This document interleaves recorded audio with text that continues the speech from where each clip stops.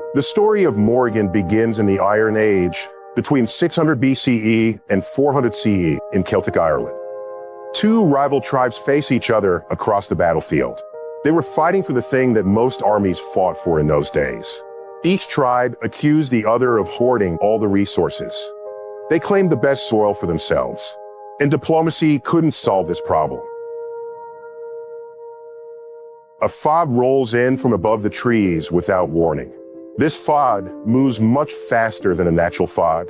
This didn't go unnoticed by any of the combatants. This was a mere nature. This was something else. Along with the fog, a crow descends from the sky and lands. Its presence stirs a sense of unease among the warriors, as they know that such omens are not to be ignored. In Celtic mythology, the crow is often associated with Morrigan, and she is the goddess of war and fate, who has the power to influence the outcome of battles. As the crow touched the ground, the air shimmered with a mysterious energy. In an instant, the bird transformed into a beautiful woman, cloaked in dark, flowing robes. Her eyes sparkled with an otherworldly light, commanding the attention of every warrior.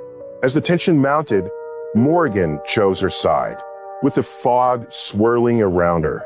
She stood beside the tribe she favored, a silent presence on the battlefield. The opposing tribe recognized her influence with the understanding that to defy the goddess was to invite doom.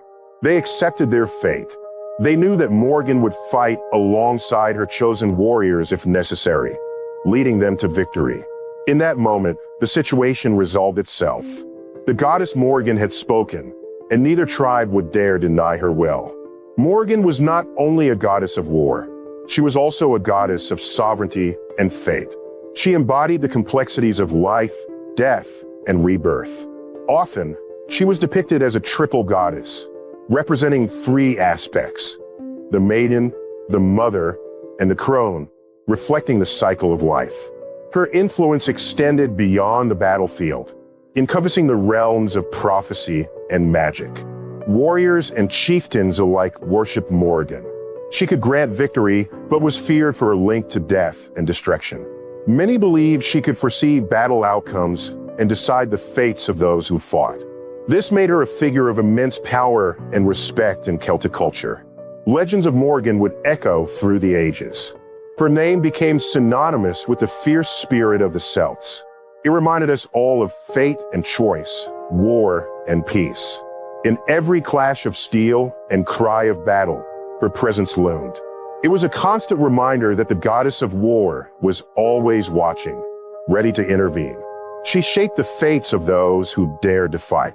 Morrigan was both a warrior and a land guardian. This gave her a unique place in the hearts of the Celtic people. She was revered for her ferocity in battle, but she also represented the earth's nurturing aspects. She ensured her tribe's prosperity. Her bond with the land made her a protector. She inspired warriors to fight for victory, but they must also honor nature and respect its gifts. In times of peace, Morrigan was seen as a guiding force, offering wisdom to rulers and chieftains. They sought her advice on governance and strategy. They believed her insights could bring prosperity to their people. Festivals in her honor included rituals for good harvests and protection from misfortune. The goddess could affect battle outcomes and the land's fertility. This made her vital to the tribe's survival. Also, Morrigan was often shown with her three sisters. They embodied her triple nature. Each sister represented different aspects of war and fate. This added to the complexity of Morrigan as a deity. This triadic view stressed that life was a tapestry of fates. It held a balance of victory and defeat, creation and destruction. Tales of Morrigan's legendary battles shaped the Celts' cultural identity. Generations passed them down. She became a symbol of resilience, inspiring warriors to face their fears. Stories and songs kept her legacy alive. They reminded the Celts of the balance between nature, fate, and the power of choice. As time marched on and the world changed, Morrigan's significance remained unbroken. As the tribes evolved and new conflicts arose, her lessons still resonated. They were about courage, respect for the land, and life's interconnectedness. The goddess of war and fate, with her crow's wings and piercing gaze, is a key figure in Irish mythology. She symbolizes the eternal struggle between chaos and order, a guiding light in history's shadows. Today, people celebrate Morrigan as a fierce warrior goddess. She is also a symbol of empowerment for those fighting their own battles. Her story reminds us of a truth. The outcomes of our struggles are uncertain, but the courage to fight, guided by the wisdom of the past, shapes our destinies. In the land of Connacht, Queen Medb and King Ailill ruled with power and pride. They were well matched in many ways, but a spark of rivalry ran between them. One day, the two began comparing their wealth. As they boasted of their riches, one item tipped the scales. Ailill's prized White Bull, of Connacht, was a magnificent creature. It made him wealthier than Medb. Medb wanted to match her husband's fortune. So, she sought the one bull that rivaled Connacht, the great brown bull of Cooley, Don Quailnge. It belonged to the kingdom of Ulster. Medb sent emissaries to bargain for the bull, offering gold, land, and treasures. But when Ulster's leaders declined, Medb's resolve grew. If she couldn't buy the bull, she would take it by force. She assembled a vast army. She gathered the strongest warriors from across Ireland. Now, she aimed for Ulster. Yet, Medb knew that someone had cursed Ulster. Its men suffered from the pangs of Ulster. A powerful curse caused them to fall into a state of incapacitation at intervals. They were helpless to defend their lands. The curse had come from a wronged goddess, exacting a toll that weakened the kingdom's strength. Medb timed her invasion to strike during one of these weak spells. Only one warrior could defend Ulster, Cuchulainn. Cuchulainn was young, only 17, yet he was no ordinary boy. People knew him for his unmatched skill and strength. He had a fearsome reputation as a warrior. He was famed for his warp spasm, a berserk state that made him stronger than ordinary men.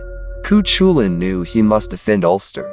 He positioned himself at the border and challenged Medb's forces to single combat. Warrior after warrior approached, and each fell to his spear. He alone slowed the advancing army. The conflict soon attracted the Morrigan, the Irish goddess of war, who offered her support to Cuchulainn. But Cuchulainn, proud and confident, rejected her offer, choosing to rely on his own strength. In retaliation, the Morrigan tried to sabotage him. She transformed into various creatures, a wolf, a crow, a cow, to attack or distract him in battle. Yet, Cuchulainn's skill and reflexes were too sharp. He overcame each of her attacks, fending off all threats.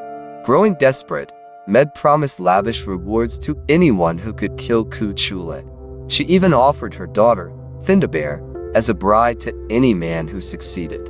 Warriors flocked to her cause, but one by one, Cuchulainn bested them. Finally, Medb convinced Ferdiad, a close friend of Cuchulainn, to face him. They were former battle training companions. They had trained side by side under the warrior witch Scadhack. Still, Ferdiad's loyalty to Medb eventually outweighed his friendship. The ensuing fight was brutal. For 3 days, Cuchulainn and Ferdiad fought, driven by duty and honor but torn by their bond.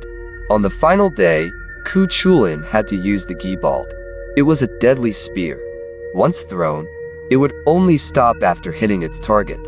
Ferdiad fell, and Cuchulainn wept over his friend, torn between his sorrow and his duty. Meanwhile, the curse began to lift.